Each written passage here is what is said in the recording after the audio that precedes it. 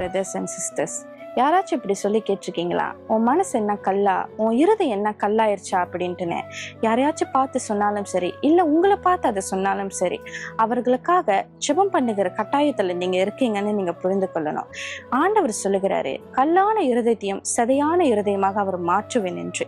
எசேக்கியேல் 11:19 நம்ம படிக்கிறப்போ, அவர்கள் என் கட்டளைகளின் படி நடந்து என் நியாயங்களை எல்லாம் கை கொண்டு அவைகளின் படி செய்ய நான் அவர்களுக்கு ஏக இருதயத்தை தந்து அவர்கள் உள்ளத்தில் புதிய ஆவியை கொடுத்து கல்லான இருதயத்தை அவர்கள் மாம்சத்தில் இருந்து எடுத்து போட்டு சதையான இருதயத்தை அவர்களுக்கு அருளுவேன் என்று ஆண்டவர் சொல்லுகிறார்.